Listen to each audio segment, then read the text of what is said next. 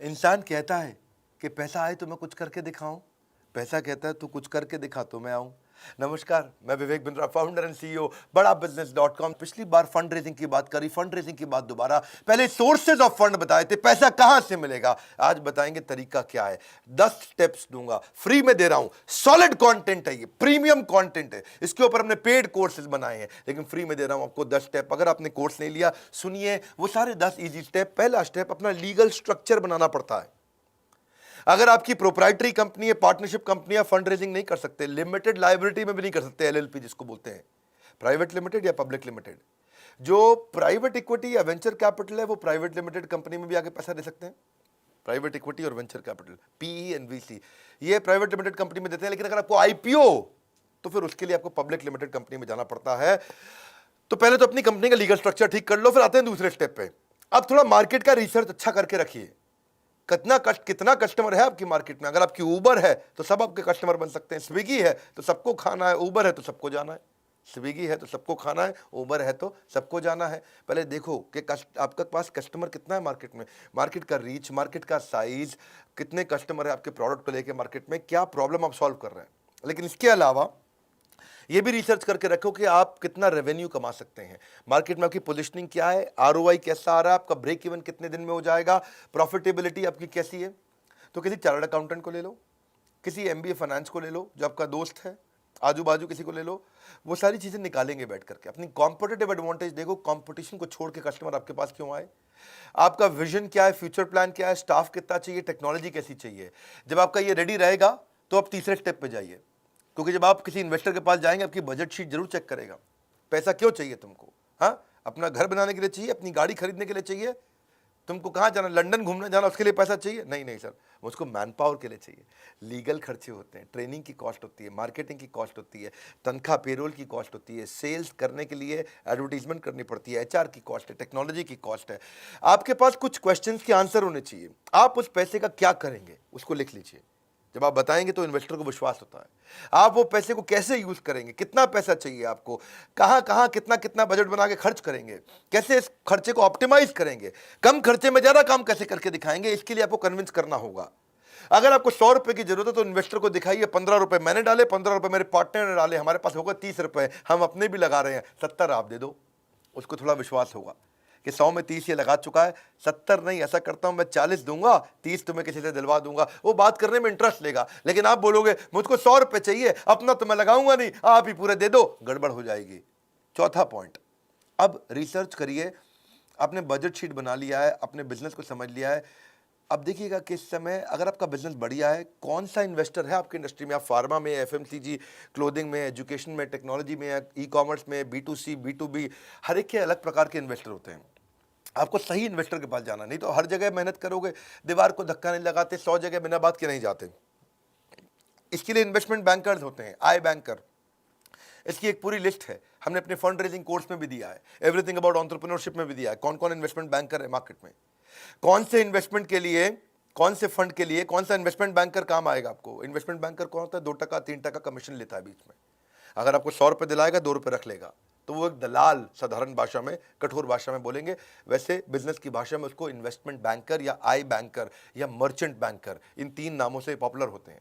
Sequoia capital के आपको fintech में पैसा लगाता है आजकल, RPG venture, FMCG, health wellness में लगाता है। आपका बिजनेस कौन सा है ये देखो। आप ई कॉमर्स में जा रहे हो तो एसएल पार्टनर अच्छा कर रहा है, कंज्यूमर बिजनेस सर्विसेज में जा रहे हो, नेक्सस वेंचर कर रहा है। इसकी पूरी लिस्ट हमने बनाई है। पूरी लिस्ट यहाँ यूट्यूब वीडियो बनाना मुश्किल होता है। अगर आप सीरियस कस्टमर हैं, बायर हैं, आपको वास्तव में आपको चाहिए कि भाई मुझे कोई पैसा मिल जाए, पैसा मिलना मुश्किल नहीं है, कुछ बेसिक चीज़ें चाहिए।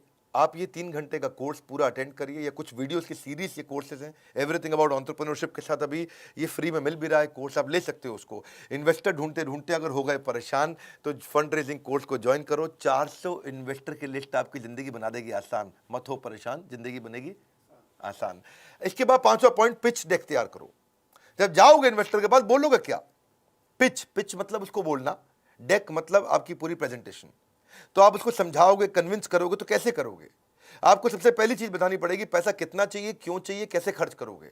और फिर आपको ये समझाना पड़ेगा आरओआई, आरओआई, आरओआई, सामने वाले को कमाई कैसे होगी, वो कैसे ग्रो करेगा।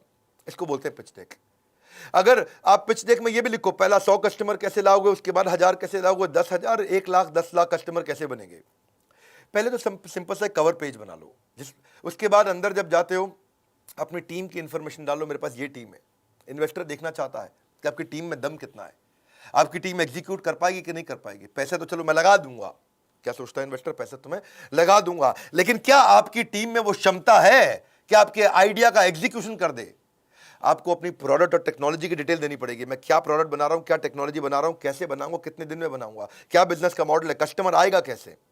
आपका कॉम्पिटिटिव लैंडस्केप का मतलब आसपास कितने कॉम्पिटिटर हैं इस धंधे में, आपके बिजनेस में और कितने तरह के कॉम्पिटिटर घुस चुके हैं, आपके करंट फाइनेंशियल कैसे हैं, पिछले 1 साल से 2 साल से आप बिजनेस कर रहे हो, थोड़ा मोटा किया है आपने, ज्यादा नहीं किया, थोड़ा किया है आपने, 10 लाख, 50 लाख, 1 करोड़ या कुछ भी छोटा सा बिजनेस किया है, खाली आइडिया है। तो आइडिया है तो मार्केट साइज की अपॉर्चुनिटी बताओ, भाई मार्केट इतनी बड़ी है, मेरा आइडिया अच्छा है, थोड़ा पैसा दे दो, सीड फंड।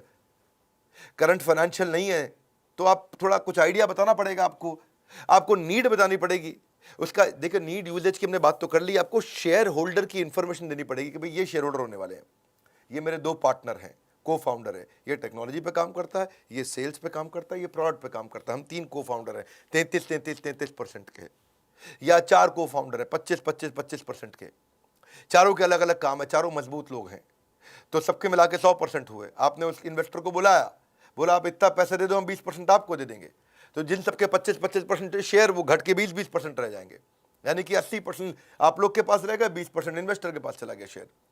तो इन्वेस्टर को वो सारी इंफॉर्मेशन चाहिए, वो जानना चाहता है कि कंपनी की वैल्यू आज अगर 1 करोड़ है तो ये 100 करोड़ कैसे होगी। तो जो मैंने 20% दिया है आपको, जो आपके 20% शेयर लिए हैं, तो जब 1 करोड़ से 10 करोड़ या 1 करोड़ से 100 करोड़ के आप हो जाओगे तो मेरी भी कंपनी की 20% जो मेरे शेयर है उसकी वैल्यू बढ़ जाती है। इन्वेस्टर क्यों आता है, इन्वेस्टर को आरओआई रिटर्न चाहिए।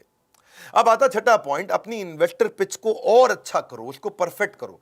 कैसे परफेक्ट करोगे आप इन्वेस्टर से बात कैसे करोगे, प्रोसीड कैसे करोगे, अपने आप को प्रेजेंट कैसे करोगे, अपनी टीम को कैसे प्रेजेंट करोगे, उसको ईमेल कैसे लिखोगे आप, वो आपको कैसे रिस्पॉन्ड करेगा, गो हेड कैसे होगा। तो बेसिकली कुछ मिस्टेक्स है जिनका ध्यान रखना है।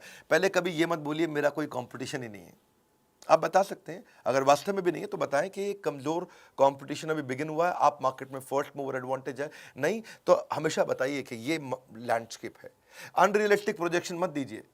आपको लगता है कि आप धंधा करेंगे 10 करोड़ का, बोल दें 1000 करोड़, तो फिर पर्दाफाश हो जाता है। क्लैरिटी होनी बहुत जरूरी है। जब क्लैरिटी नहीं होती है तो भी इन्वेस्टर पकड़ लेता है इस बात को। अगर इन्वेस्टर आपको क्रिटिसाइज करता है, आपकी कोई गलती निकालता है, तो उसको पर्सनली मत लीजिए। ऐसा नहीं कि आप दुखी होकर बैठ जाएं, ये कैसे मेरे बारे में इतनी कमी निकाल रहा है। और ऐसा नहीं कि बहुत कंजर्वेटिव नंबर दे दो, अग्रेसिव नंबर नहीं देना। आपने 10 करोड़ को 100 करोड़ नहीं बताना, वो तो मैंने बताया, लेकिन ऐसा ना हो कि 10 करोड़ को आप 1 करोड़ बता बैठो। तो कंजर्वेटिव भी नहीं देना, बहुत एग्रेसिव भी नहीं देना, रियलिस्टिक नंबर दीजिए। अनप्रोफेशनल लोग होती है कभी कभार, या बहुत ज़्यादा हीरो बन के जाते हैं। अभी हमारे एक दोस्त हैं, वो बहुत बड़े इन्वेस्टर हैं। वो कहते हैं कि मैंने इन्वेस्टमेंट के लिए मेरे पास एक पिच आई थी, बड़ी अच्छी पिच थी, वो बिजनेस मॉडल उसका अच्छा था। मैंने उसको 5 स्टार बुलाया, 5 स्टार होटल में एक मीटिंग करने के लिए।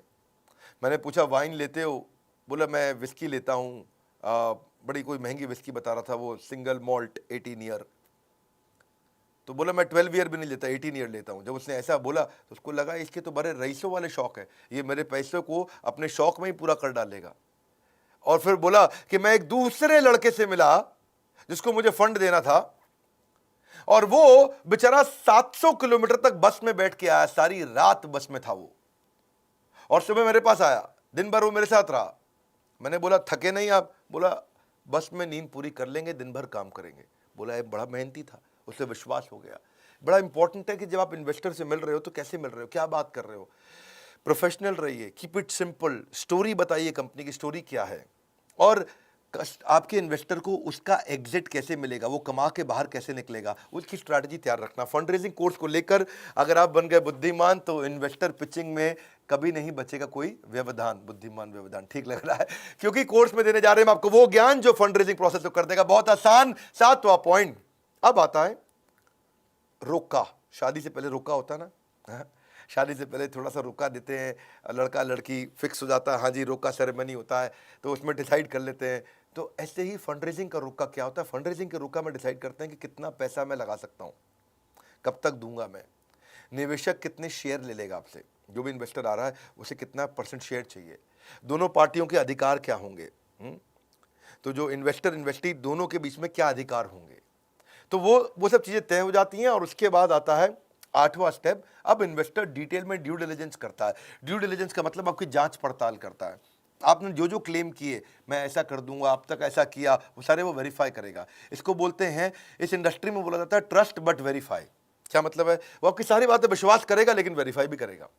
आप बोलोगे मैं आज 10 करोड़ रुपए का काम कर रहा हूं, तो आप पे विश्वास करेगा लेकिन वेरीफाई भी करेगा। ऐसा नहीं बोलेगा मैं नहीं मानता तुम कर रहे होगे, वो विश्वास करेगा, बहुत अच्छी बात है, 10 करोड़ दैट्स वेरी गुड, लेकिन बाद में आके आपके पेपर चेक करेगा, वेरीफाई करेगा। ट्रस्ट बट वेरीफाई, इसके लिए किया जाता है ड्यू डिलिजेंस, तो जांच पड़ताल साधारण भाषा में। वो आके आपके बिजनेस के प्रोसेस को समझेगा, आपके बिजनेस के मॉडल को इवैल्यूएट करेगा, आपके साथ में बाइंडिंग अग्रीमेंट डिसाइड करेगा, आपके फाइनेंस को चेक करेगा, आपकी बैलेंस शीट देखेगा, आपका प्रॉफिट एंड लॉस स्टेटमेंट देखेगा, कैश फ्लो स्टेटमेंट देखेगा, कंपनी में कहीं कोई कर्जा तो नहीं चल रहा, पहले से कोई लोन तो नहीं चल रहा, आज रेवेन्यू कैसे हैं, पिछले 3 साल में कितने बड़े, उसको बोलते हैं CAGR, compounded annual growth rate. भाई 3 साल पहले आप 1 करोड़ पे थे, पिछले साल आप 10 करोड़ पे थे, इस साल आप 30 करोड़ पे जा रहे हो, तो उसको लगेगा अरे ग्रो कर रही है, लगातार ग्रो कर रही है, तो उससे उसको विश्वास आ जाएगा। इसको बोलते हैं ड्यू डिलिजेंस, जांच पड़ताल। पिछले साल की ग्रोथ की रेशियोज आके निकालेगा आपके साथ, आपके मार्जिन चेक करेगा कि फाइनली बचता कितना है। ऐसा तो नहीं कच्चे पक्के का धंधा कर रहा है, पैसा निकाल के कच्चा जेब में रख लेता है, कैश का काम कर रहा है। आपकी इन्वेंट्री घूमती कितनी जल्दी है, कौन सी इन्वेंट्री वेस्ट हो जाती है, डेट टू इक्विटी रेशियो कितना है, कर्जे का बहुत ज़्यादा भार तो नहीं है, करंट रेशियोज कैसी है, कई रेशियोज होती हैं। तो आप अपने फाइनेंशियल्स को किसी चार्टर्ड अकाउंटेंट के साथ ठीक कर लीजिएगा ड्यू डिलिजेंस से पहले। अपने कोई ऑडिटर बाहर का लेके अपनी ऑडिट करा लीजिए। ये सब चीज़ें हम सिखाएंगे आपको। अगर आपका बिजनेस नया है, अभी कुछ भी आपने पहले नहीं किया, तो भी आप फंड रेज कर सकते हैं। आपका लीगल भी चेक करेगा आकर के, वो कंपनी में कहीं कोर्ट में केसेस तो नहीं चल रहे हैं, प्रमोटर के ऊपर, मालिक के ऊपर केसेस तो नहीं है। आप रजिस्ट्रार ऑफ कंपनी से भी चीज़ें चेक करेगा, बैंक के रिलेशनशिप चेक करेगा, बैंक से भी चेक करेगा कि कहीं आपके चेक डिसऑनर तो नहीं हो जाते हैं, चेक आपके बाउंस तो नहीं हो जाते हैं। वो चेक करेगा आप कितने ईमानदार हो, और कई बार उसकी आपकी पर्सनल प्रमोटर की भी वो जाके चेकिंग करेगा कि भाई ऐसे तो नहीं है ये पैसा लेके लड़कीबाजी करता हो, घूमता हो, बहुत शराब पीता हो और घूमने जाता हो, चला गया भैया बैंकॉक मसाज कराने जा रहा है, क्यों, इन्वेस्टर से पैसा ले लिया, सैंडविच मसाज, ये सब फालतू काम कर रहा है कि वास्तव में जिम्मेदार है। सुबह कितने बजे दफ्तर जाता है, आपको बताए बिना आपके बारे में चेक कर लेगा। रात को दफ्तर से कितने बजे निकलता है, आपको बताए बिना चेक कर लेगा। छुट्टी कितनी मारते हो, तो ये ड्यू डिलिजेंस बोलते हैं, इसको बोलते हैं जांच पड़ताल, ट्रस्ट बट वेरीफाई। अब आता है 9वां, ड्यू डिलिजेंस कर लिया, टर्म शीट बन चुका है, रोका हो चुका है, शादी का टाइम आ गया है। शादी के टाइम यानी कि शेयर होल्डर अग्रीमेंट। अब शेयर होल्डर अग्रीमेंट बन जाएंगे। शेयर होल्डर अग्रीमेंट में किसके क्या अधिकार हैं, कौन किसके लिए जिम्मेदार है, उसमें सब लिखा जाता है। ये बहुत लंबा होता है। टर्म शीट जो होती है वो 1-2 पेज की होती है, 4 पेज की होगी, लेकिन शेयर होल्डर अग्रीमेंट 250-250, 300-300, 500-500 पेज का भी हो सकता है। ये वो डॉक्यूमेंट है जिसमें सारे रिलेशनशिप आपके लिखे होंगे। ये 200-300-400 पेज के अंदर आपके right, duty, share holder agreement, jurisdiction, arbitration, event of default, अगर डिफॉल्ट हो गया तो क्या करेगा, कितने शेयर ले रहे हैं, किस प्राइस पे ले रहे हैं, कंपनी में कितनी स्टेक बन रही है, वो सब चीजें शेयर सब्सक्रिप्शन अग्रीमेंट में आ जाएगा। तो 2 तरह के होते हैं, एक होता है शेयर होल्डर अग्रीमेंट, एक होता है शेयर सब्सक्रिप्शन अग्रीमेंट। अगर आपको इसकी समझ नहीं, चिंता मत करिए, आप आइए, बोर्ड लाइन नंबर पर फोन करिए। फंड रेज करना मुश्किल नहीं है, सैकड़ों हजारों कंपनीज कर रही हैं। अग्रीमेंट इस बनाने के तरीके क्या है वो सब सिखाए हमने आपको। ये अग्रीमेंट क्यों चाहिए होता है? अग्रीमेंट इसलिए नहीं चाहिए कि आप कोर्ट में केस जीत जाओ, अग्रीमेंट इसलिए चाहिए होता है कि कोर्ट में केस के लिए कभी जाना ही ना पड़े। लीगल गाइडेंस इसलिए नहीं चाहिए कि आप जाकर के लीगल बैटल जीत जाओ, लीगल गाइडेंस इसलिए चाहिए कि कभी लीगल बैटल की नौबत ही ना आए, कभी झगड़ा ही ना हो। तो अब आता है फाइनली पॉइंट 10वां, इन्वेस्टर रिलेशन। अभी भी अगर आपको पैसा नहीं मिला शेयर होल्डर अग्रीमेंट के बावजूद भी, और रुक गया बीच में, कहीं टूट गया है, तो इन्वेस्टर रिलेशन अच्छे रखने आने चाहिए। और अगर आपको मिल गया है, पैसा आपकी जेब में आ गया है, तो भी इन्वेस्टर रिलेशन 10वां पॉइंट जरूरी है, क्योंकि रिलेशनशिप बना रहेगा तो बात बनी रहेगी। आपके एग्जिस्टिंग इन्वेस्टर को आपको रिपोर्ट तो बना के भेजनी होती है ना। एग्जिस्टिंग इन्वेस्टर को क्या ग्रोथ हुई दिखाना पड़ता है, उसको डेटा MIS रिपोर्ट देनी पड़ती है, उसको नए प्रोजेक्ट के बारे में बताना पड़ता है, ये भी कहना पड़ता है थैंक यू आपने 10 करोड़ रुपए लगाए, अगर हो सके तो 10 करोड़ और लगाइए क्योंकि मैं नया प्रोजेक्ट एक और लेके आ रहा हूँ।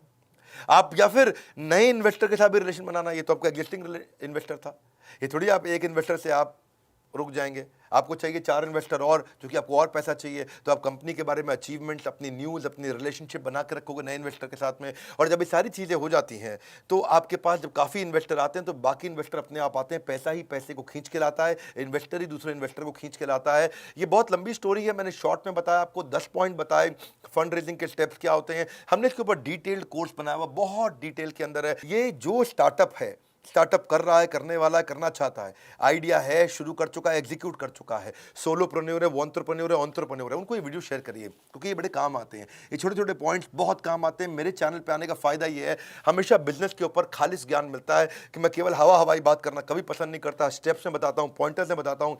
मेरे साथ बैठते हो, 10-15 मिनट के अंदर आपको 1 से 2 घंटे का कंटेंट तुरंत दे देता हूँ। अगर आप नए आए हो जरूर सब्सक्राइब करिए, बेल आइकन हिट नहीं किया तो आपको इतने बढ़िया वीडियोस फ्री में तो मिलेंगे नहीं। हमारे साथ जुड़े रहने के लिए, इस वीडियो को शेयर करने के लिए, बोर्ड लाइन नंबर पे फ़ोन करके इसकी सारी जानकारी लेने के लिए आप सबका हृदय की गहराइयों से प्रेम पूर्वक बहुत बहुत धन्यवाद।